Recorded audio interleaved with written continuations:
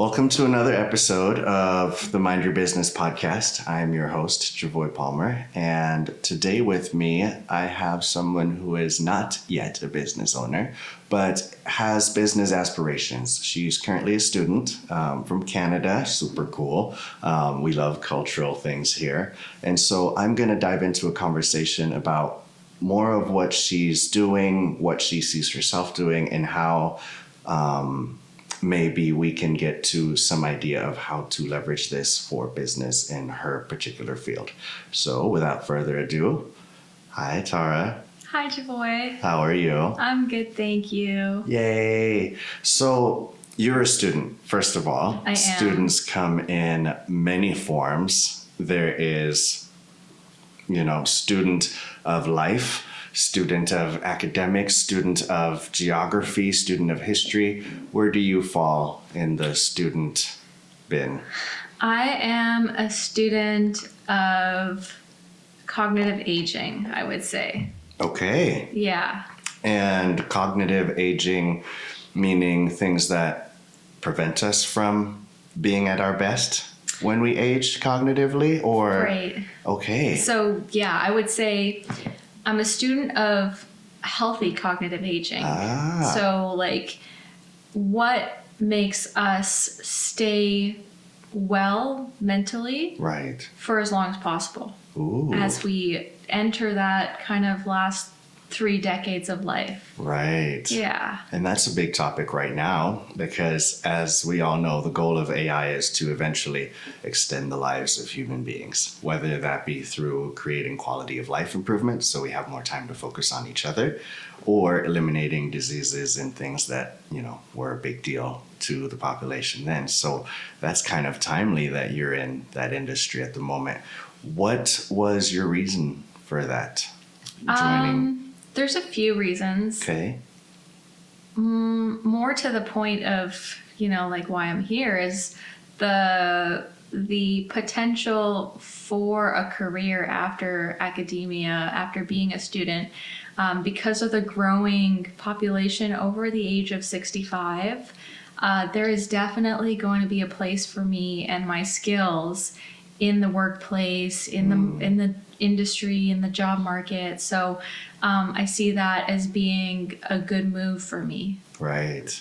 And so you're kind of leveraging and putting yourself in a position to be successful, essentially. Yeah, I've chosen my academic topic of interest for a lot of personal reasons, like just pure interest, but also because I see that it's something that's there's going to be a demand for my skills. It's funny because when you mentioned that, I thought it was based on a loved one. Something happened to you personally that would inspire that, but you chose to just go with probably a multitude of reasons, and one of the big ones being just putting yourself in a position to succeed.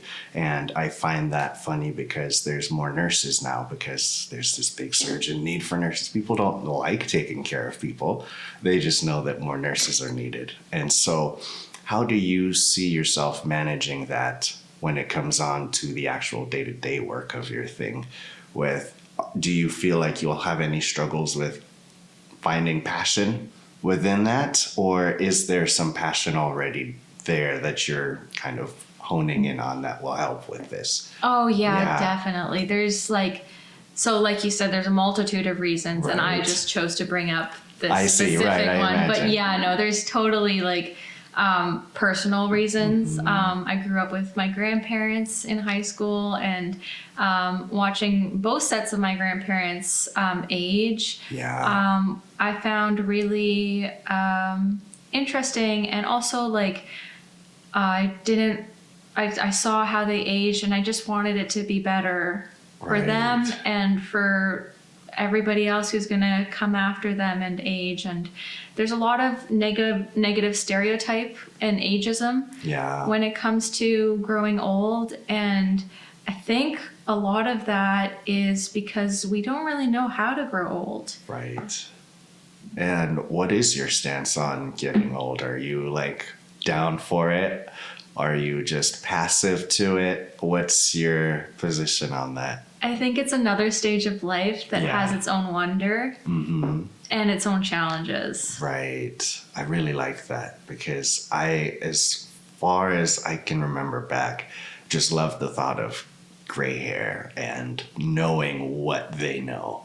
Imagine, I'm so smart at 20. Imagine me at 60. I'll just know so much more. Yeah. And that is probably something that I have come to lose as time goes on, because the more I know now, the less I feel like I know. And I'm just like, wow, Yeah. there's such a big world out there. So I appreciate your stance, which is just, it's the next phase. And I'm like, that's also just as beautiful. So I might use that to carry me through as I'm, balding and deteriorating in front of my own eyes and coming to terms with that. Definitely. And so when it comes to cognitive decline, do you think that environmental factors or internal factors are more important? Good question. Both. Yeah. Both. Huge time both. Okay. There are really important genetic factors. There's Yeah. really important personality factors. There's really important interpersonal factors. And then really, really important environmental factors. So our brains are not aging in a vacuum. Yeah. They're aging inside of a context of our body, Right. of our relationships, of our neighborhood, of our community, of our political context, and of our place and time. Right. Interesting. So is the studying that you do aimed at kind of synthesizing all of these things so that you can spot things early, so that you can diagnose as it's happening? What is your ultimate goal with that? Definitely. Yeah. So my aim is definitely to take this multifactorial approach. Okay. Because I feel like it's way more valid than looking at any one thing. Yes. And then my aim isn't diagnosis, because I feel like the field of psychology, which is what my training would be, the title of my training would be, isn't in the position to be really good at diagnosing and treating things. Right. We're more suited for the prevention and extension of health. Right. Through behavior, basically, through Yeah. changing behavior, through stimulating behavioral change. Right. So I think that my interest is the prevention models of extending healthy life expectancy. That's funny because, of course, that's naturally the best way for anything. Just don't have the issue. But as positioning yourself to make an impact in that industry, I'm looking at the ways to make money now. And I'm going, who's going to make the more money or the most money? Preventative maintenance or the people that are there when you do break down? And most of the time, it's going to be the people that are there when people didn't listen to you. Right. Right. And so who are your target clients? Are they people that are a little bit wealthier and are smarter, thus will listen to you? Or are they people that are just curious about how they can stay alive with anything else? This is just another thing they're going to try, but not really do. What kind of investment are they looking at? Is it time? Is it resources? Have you given any of that any thought? Yeah, that's a good question. I think you bring up a good point, because everybody's going to have a different motivation that's Right. bringing them, maybe that'll make your work relevant. Yeah. And as a psychologist, motivation is something that is very relevant to changing someone's behavior. So it really, if I'm going to actually produce real change for people, I'm going to have to take into account that everyone's going to be motivated by something else. Yeah. And including that in my programs. Let's say if I were to develop some sort of prevention program, including that in the prevention program would be really essential, because it'll broaden that kind of pool of potential Yes. people. That's right. And you are in an interesting industry because there is a lot of businesses that have to depend on others for their results, which is a new thing I'm learning.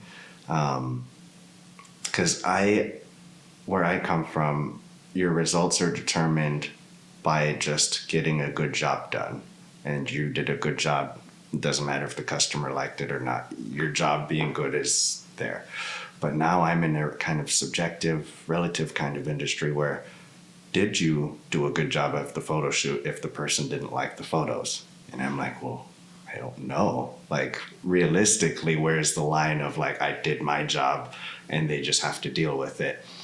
And kind of relying on other people to make your results validated, I guess. How do you plan on validating some of your results? Is it going to be on like, we tested, healthy morning routines with 100 patients to see if this would prevent this over the road, and so we can say that this data has shown that. How do you plan on doing that kind of research?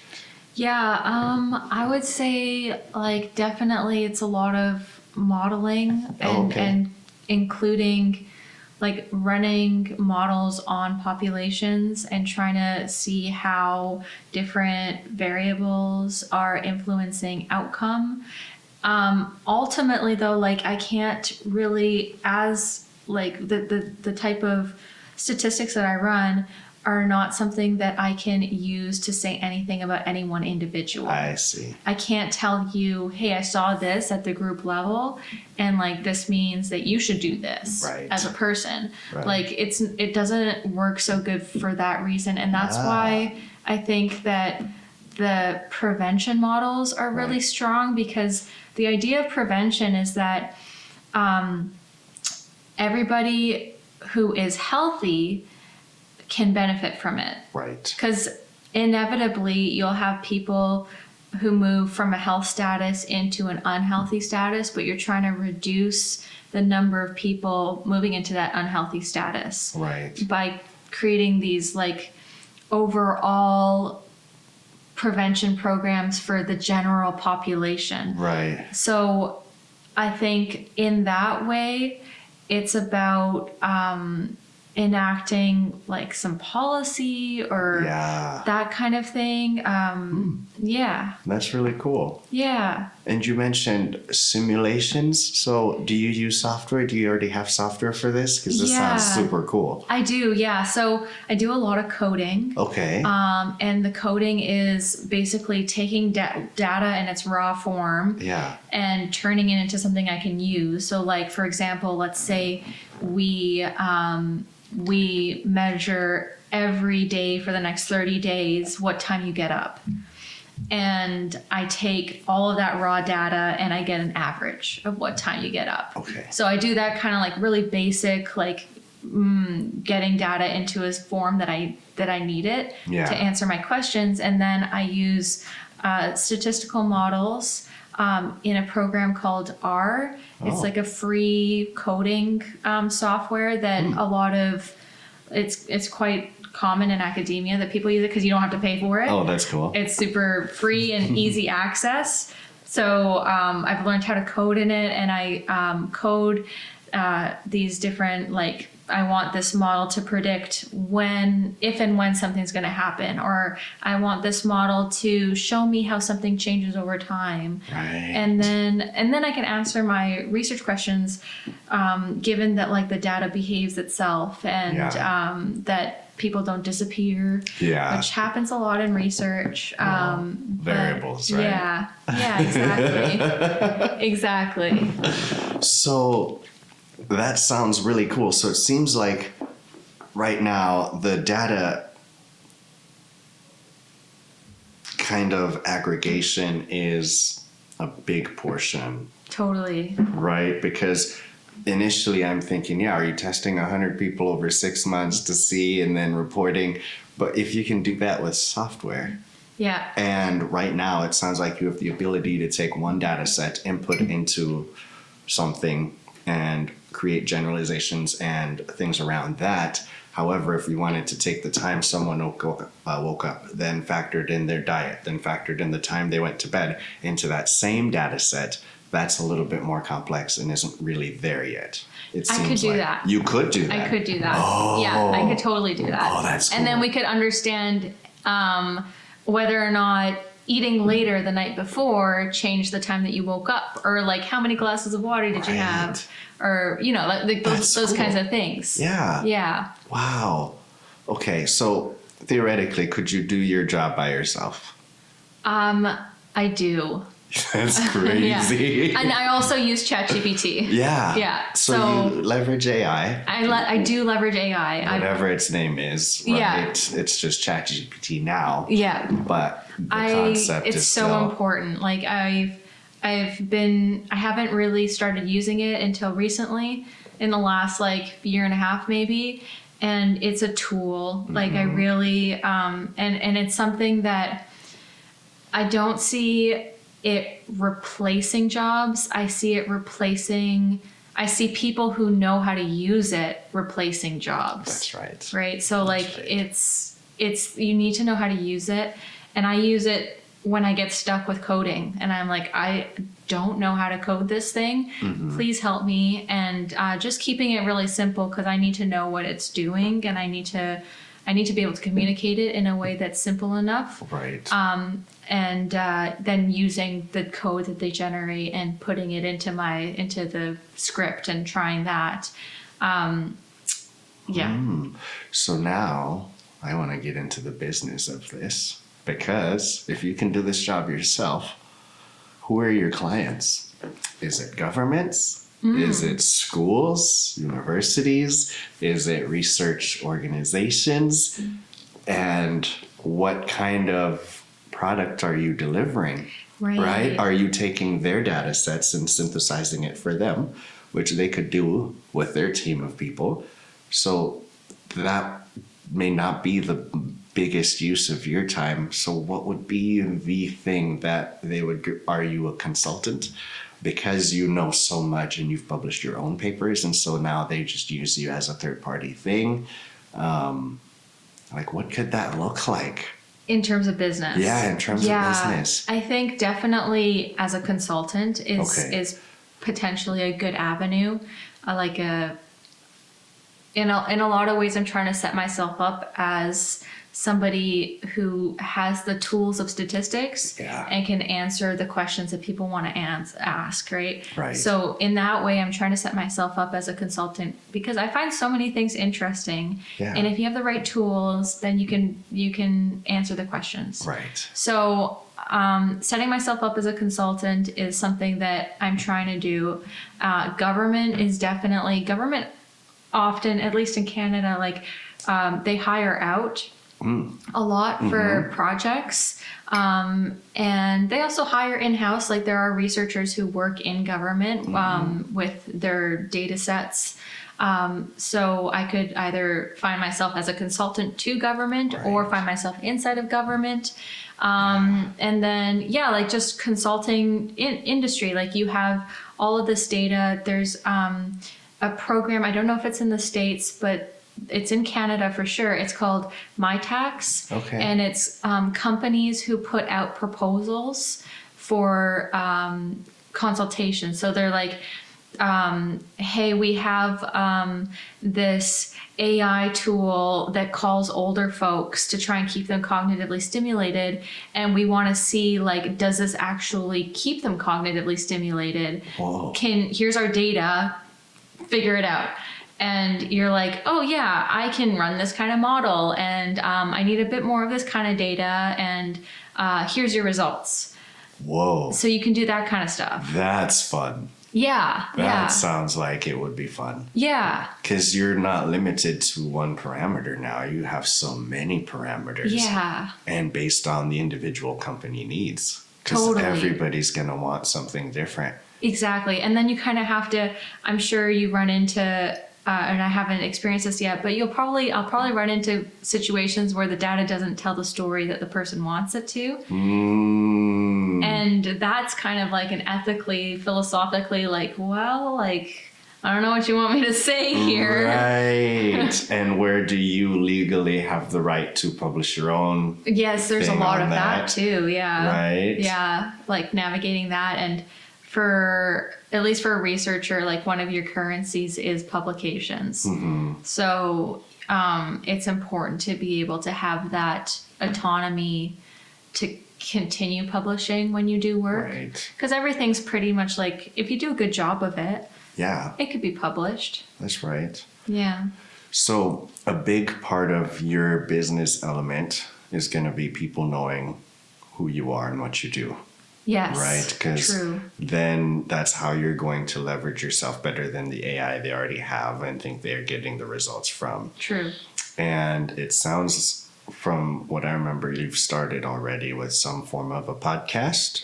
I have. Okay, Yeah. so talk to me about that. The podcast that I started is not really a platform for me to promote myself necessarily, but it's more of a resource for people who are aspiring to go to graduate school or graduate students who need a resource for navigating graduate school. So I'm just trying to kind of impart like what I'm learning along my journey of grad school to people who are entering grad school and who don't understand what a dissertation is, or who don't understand how do you reach out to a potential supervisor, Right. or where am I going to get my funding from so that I can actually do this thing called grad school and Right. not have to work full time at the same time, or that kind of stuff. That sounds great. Yeah. How much time have you invested into that so far?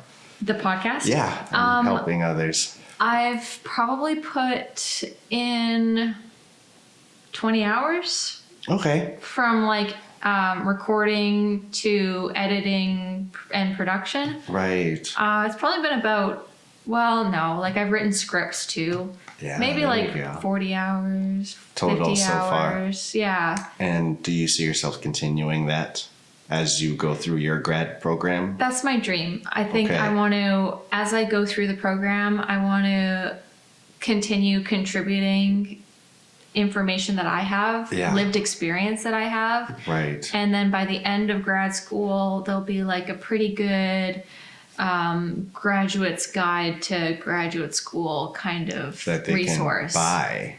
I could write a manual for them, and they could pay me for it.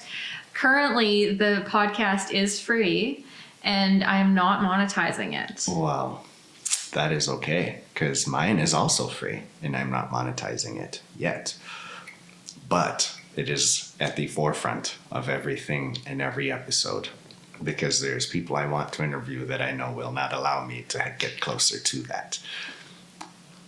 It's interesting because you're helping people that need you in two different industries, and I'm wondering where they can collide, right? Or, because is it, you start off with the podcast being grad school, grad this, but then it becomes an offshoot of just, here's my updates, here's some downloadable things you can do, worksheets that then prevent you from putting in any more extra hours, and the people then do the work on their own. And you can be done with that, but then now start talking about your grad program, like the research and some of the software that you use. Right. Right? Like what are, like people are doing the same thing you're doing, and you could now be the guide for them. And they might be more of a customer base that could be tapped into than maybe the average grad student in terms of a higher ticket price for what they're getting. True. Right? Yeah. Because it seems to me if the evolution of your grad thing goes, there's going to be a lot of paperwork. It's going to be, my list of government agencies to go through for funding here. But if you don't live in this state here, and if you don't live in this place here, there's a lot of work that you might have to do. And I think that either the downloadables should be something people pay for, right? And then Yeah. maybe that's your way to do that. You're not helping. There's a lot of this that's free information. But if you want the actual worksheet, the thing that's going to take you to the next step, it's behind a paywall of $5 or whatever. It can be cheap, but it's the idea of if 10,000 people are watching this, that's great. You're not trying to necessarily use it as income, but it should provide some incentive to continue to provide that. Yeah. Right. Yeah. The thing that I have trouble with ethically with Uh-huh. that is that because grad students don't make money, How do you know that? because I am one, And you don't make any money I don't make money. at all? No. Is that by choice? Or is that No. so all grad students by circumstance are kind of broke? Yeah, for sure. You think they all feel that way? Yeah. Really? Yeah, I never I went to do. college, so I don't know. Yeah. But that's a thing? It is. It's really, I mean, even in undergrad, like the price of tuition, Yeah. then your living expenses, and then you have like the time that you need to spend on school is you're working. Like you're putting Right. in 40 plus hour a week and just working on your stuff. And it doesn't give you very much time to make the income that you need to support yourself. Grad school's full time. Grad school really is full time. I see. So you really don't have time for an income. Not on really. a regular basis. No, and so like you try to cobble things together, and you hopefully your department has funding for you, but Right. that is hit or miss. So when it comes on to the payment and taking care of society, I'm going to shift here because I believe that not all grad students are broke. I don't believe that all of them are struggling. I do believe that there's more support there than might be evident, and a few dollars towards you might make them feel good, especially since you might be one of the only people that you didn't say, hey, I have a document online, pay for it, see you later. What you did was say, hey, this is what's on this document. If you need further stuff, if you want this document for yourself, this work that I've put in, you can pay for that. Otherwise, just watch the video. You're not getting anything less, not downloading the document. But if you want a worksheet, you want my idea tree, you want my, brainstorming chart, then I should charge you for that. I'm not making 100 of these. I'm making 10 crucial things that I think help me. And if I talk about them among, all these other things, and if you're getting hours of my time, that is my job. I'm working for free. So I'm not asking for anything more than, hey, if you want to support me so I can keep doing this, boom. And so True. that is something that if you had an opportunity to ethically make money from grads, would you entertain it? Yeah. Right? Now the way that you put it, an idea comes to my mind, which is to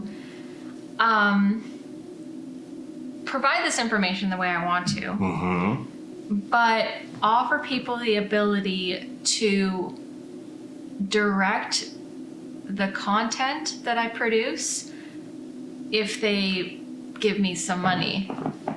So Yes. I hear what you're saying. Yes. I like that idea. I think that, yeah, if I make a paywall for like, hey, you want to ask me like a specific question, you can pay like Your time. contribute a nominal fee, and then that way I can make a little bit for putting more time than I'm already putting in. Yes. Okay, I gotcha. And you can even leverage this easier. You say, hey, every Friday, once a month, I have a group Zoom call. You provide a Zoom Oh, link, that's a good idea. and it's $5 a month to join, but I'm there for an hour and we can talk about anything. That's a good idea. Right? And Yeah. you might have 10 people. That's $50 for the month that you can be like, it doesn't matter. The concept is the Yeah. concept. And the principle is if they don't put any skin in the game, they're not going to appreciate the skin you have Yeah. put in. And they'll think that you're just doing this for fun. and you're not. You're doing this to help somebody. Yeah. And so this needs to help you. Otherwise, it'll drain you. Yeah. Right? And That's so, a really good idea. I'm going to bookmark that one. you know, once a month, little session with me. It could even be the free one. There's a free one, and if you want more time than that, Right. then it could go into something Yeah. else. You know, if you want to really let the heartstrings beat because they're so poor. Yeah. This is so cute. So I love that. How many more years of school do you have? I have, if things go well, it's supposed to be, you have 5 years at minimum to complete the PhD. Oh, And at maximum, it can take 8 years. why? Things go wrong. In your life? Data, things can go wrong in your life. Like you could get sick, or your partner could get sick, or That's true. something terrible, an earthquake could happen. Right. Like things happen. But also data collection can go very wrong. Which is what Really? what your dissertation is that you're doing essentially 3 independent studies that all either ask a similar question or use a similar method. It's kind of you have this overarching statement about something, and you're like, I'm gonna show this in these 3 separate methods. Right. And so things can go really wrong. If let's say you, and I wouldn't make this mistake, but let's say you had all your data on one hard drive and you dropped that hard drive. Oh, I see. Yeah. So Go that really could happen. wrong. And then you'd have to restart the whole study and get a new round of and collecting participants is really, really hard. Yeah. For that reason, I usually like to stick to what's called secondary data collection, which means that the data already has been collected by somebody else. Smart. And you just ask them, hey, can I use that? Right.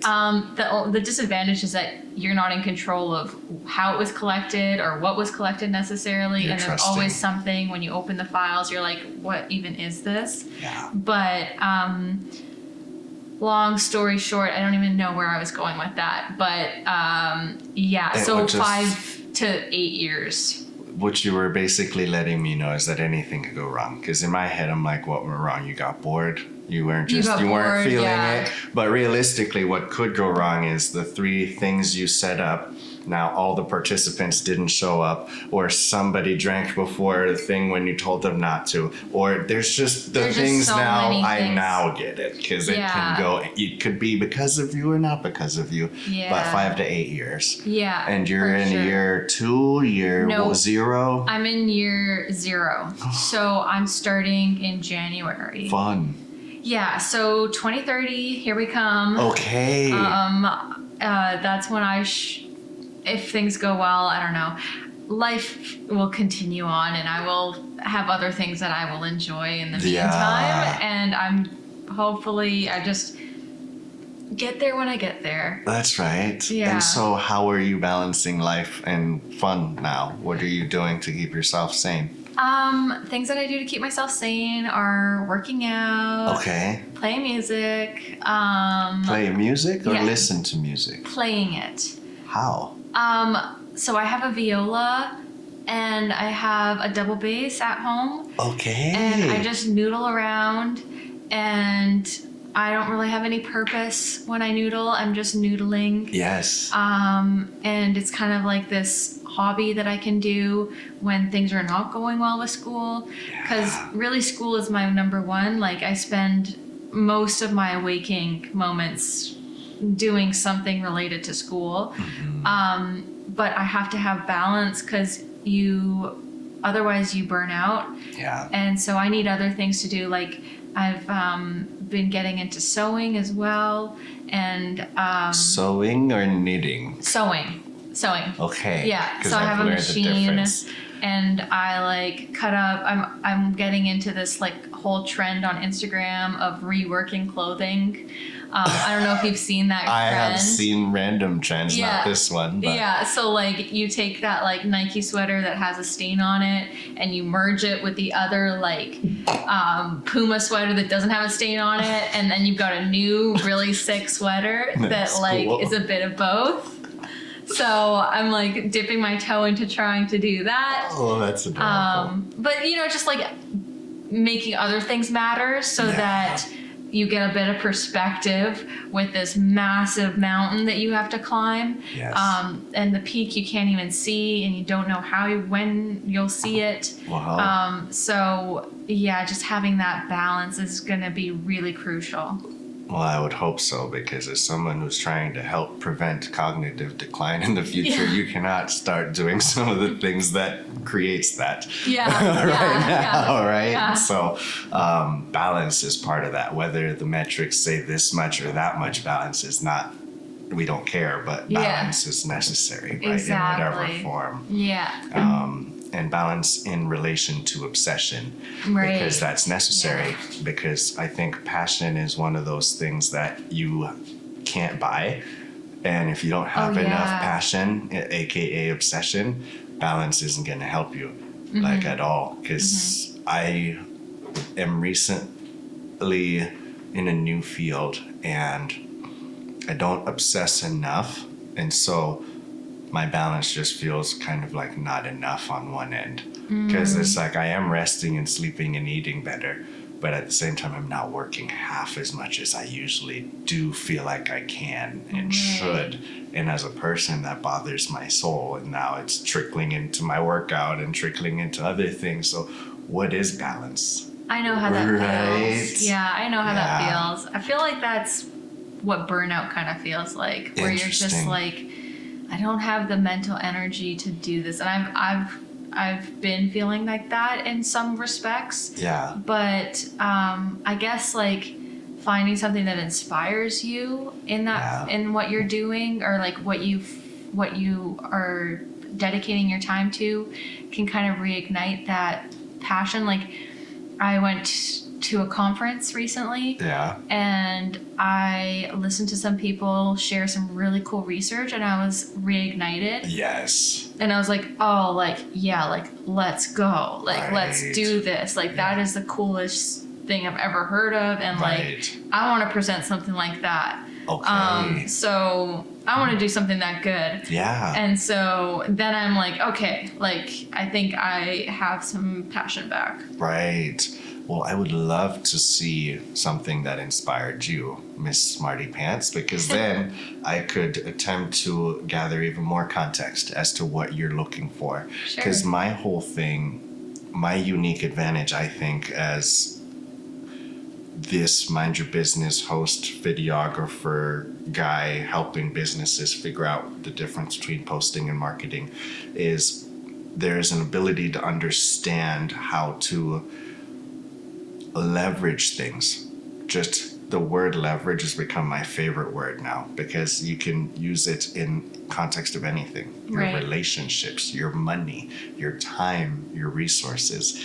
And if you're good at that, you'll be good at that. And that means in your business, in your personal life, because leveraging all your financial assets but not your emotional and relationship ones is not good, right? And so my whole thing in balance and all of this is just, how do I learn as much as I can about as much as I can, so that I, like an AI does, connect all the dots, because we don't know our own limits realistically, because we're constantly breaking them. Yeah. Right? So I appreciate your time.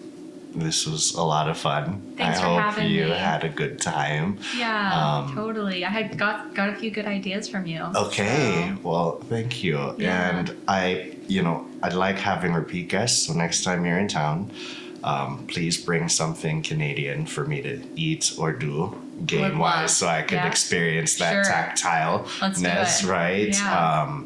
And that's funny. I might introduce some Jamaican elements to my podcast as well. That would be great. But if you're a student and you need help navigating the road of your PhD, you know who to call and where to go to. I will try to provide whatever links I can based on that information to you in the description. And if you know someone that could use this, please send them along, share it with them, and we'll see you next time.